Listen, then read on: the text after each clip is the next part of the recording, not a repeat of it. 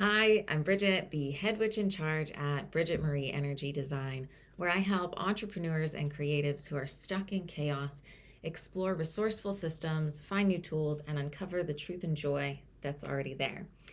I do this through customized Notion systems, through rituals, and other resources that bring clarity and allow you to get shit done. And today we're talking about the one Notion database that I cannot live without as an ADHD entrepreneur and creator, and that is my inbox.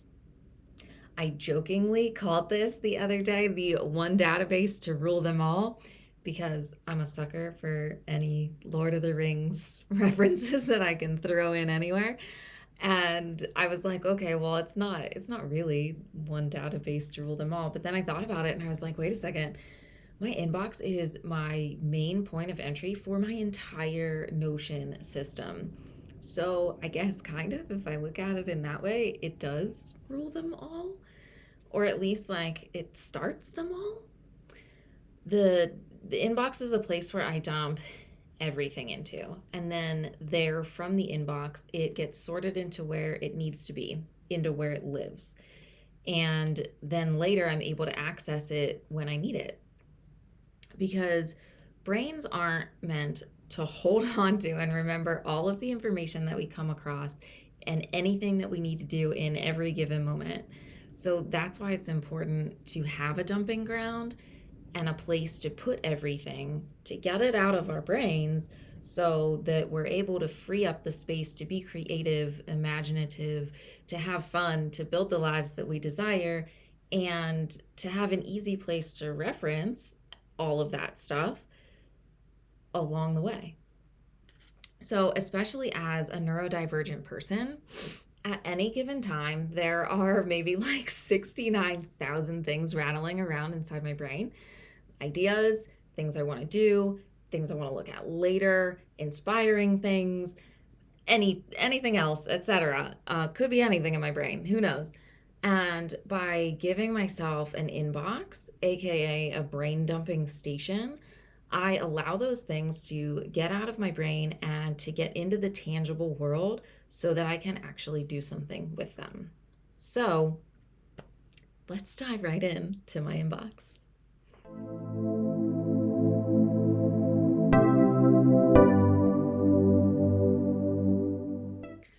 Here's a concept that helped to change my life in the physical world: Marie Kondo's KonMari method, where everything has a home. So, when everything has a specific place that it belongs, it makes it easy to keep your physical space tidy. It takes out the extra guesswork of not knowing what to do with something. And then that's when things end up strewn all about and get really cluttered, which can then pile on clutter and anxiety in your mind. So I took this concept into my digital systems organization.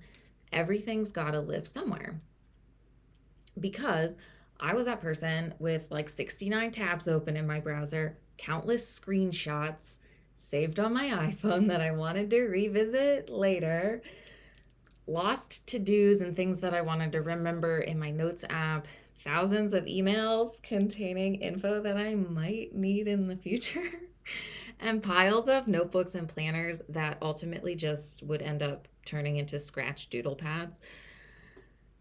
But now, any and all of that gets dumped into my Notion inbox. It enters my system, where then it gets processed, sorted into its home, where it will be organized, tagged, and followed up on if needed.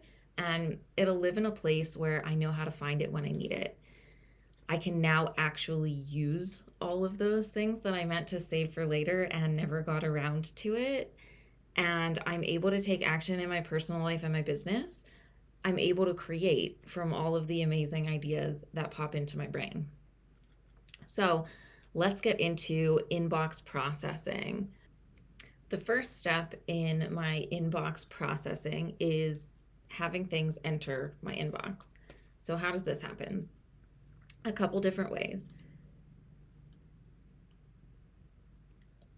All right, so in the desktop app, I have a view of my inbox right on my daily dashboard. So I can either just enter something in by clicking new, or if I am saving a website, I use the Save to Notion extension in my Chrome browser. And this lets me set up little templates here to save what I want to save. So I have my inbox one right here, and I would just have whatever the website's called and then clip page and close. And then that is going to show up right here in my inbox.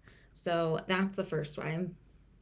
The other way is if I'm on my iPhone, I use the iPhone widget that I have it set up directly for my inbox. So it will take me directly to my inbox on my phone.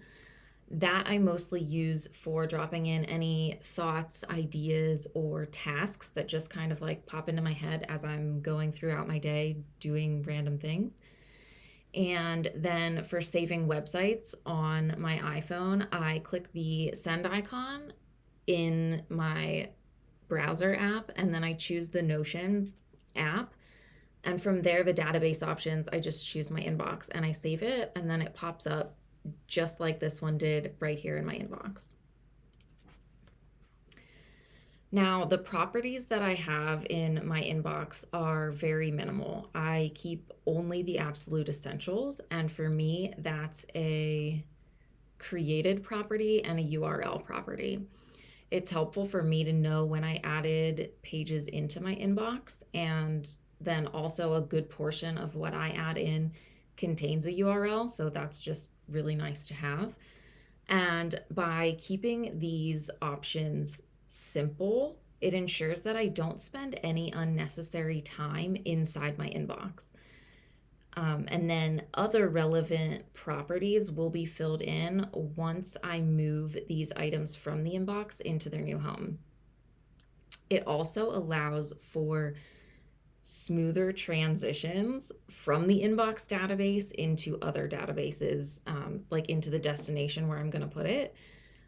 I also like to make sure that these properties show up in the exact same way in both databases so that the properties transfer correctly, because sometimes when you move things in Notion, properties might have strange things happen to them. So for example, this URL, the name of it, I make sure it's always capital letters URL in all of my databases so that I know that if I move something from one database to another, it's always going to retain that exact property.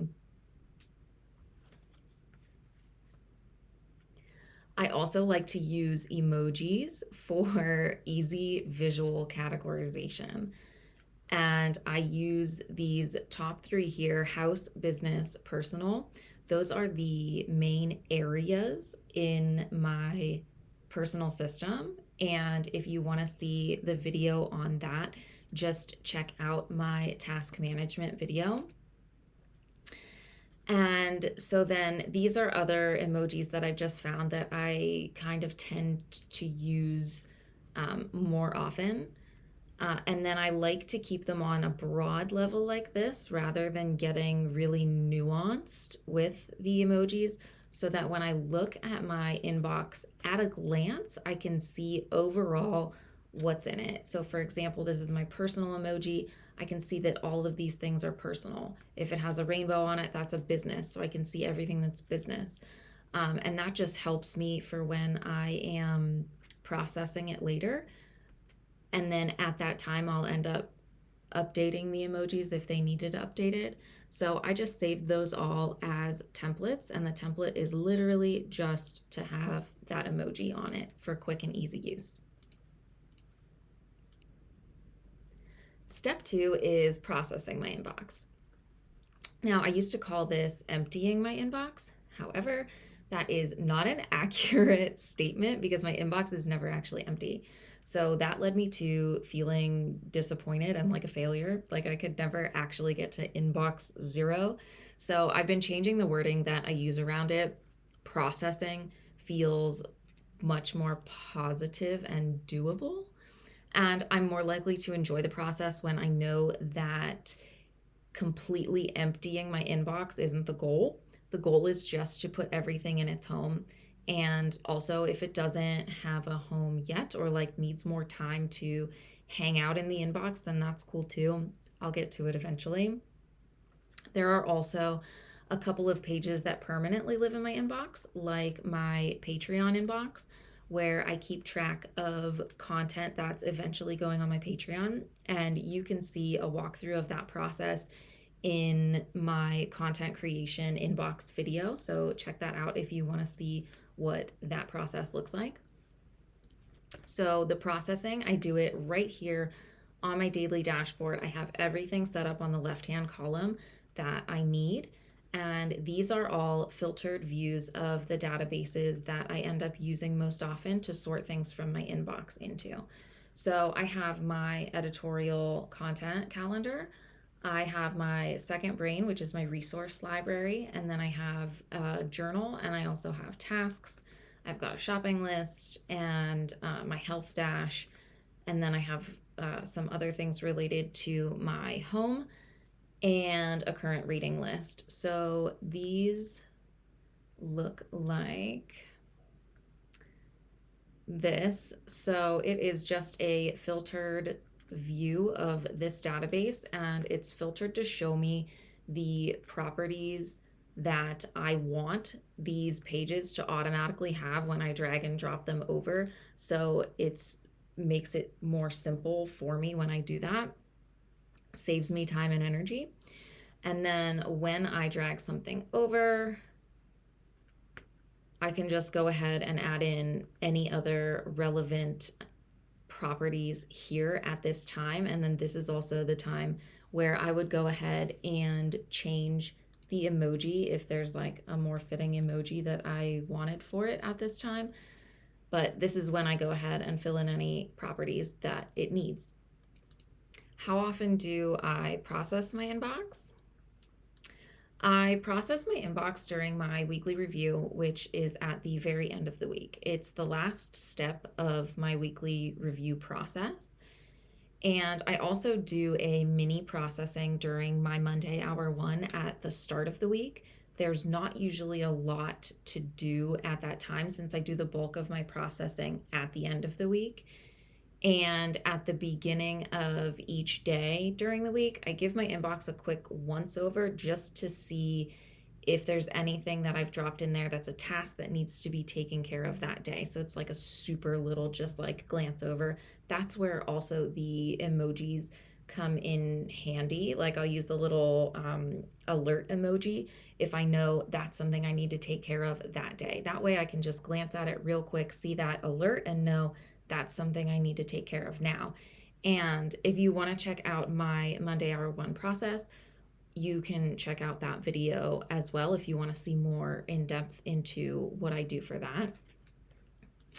And that's a wrap on my inbox. So I hope you can see now that having an inbox is one of the most impactful aspects of my entire Notion system, especially for my beautiful ADHD brain. I would love to know if you use an inbox in Notion and how you have yours set up. And let me know in the comments what you love about your inbox, or maybe what you don't love and what you'd like to change about it. And if you like this video, make sure to give me a thumbs up and subscribe to my channel. If you didn't like it, don't worry about it. You don't have to do anything.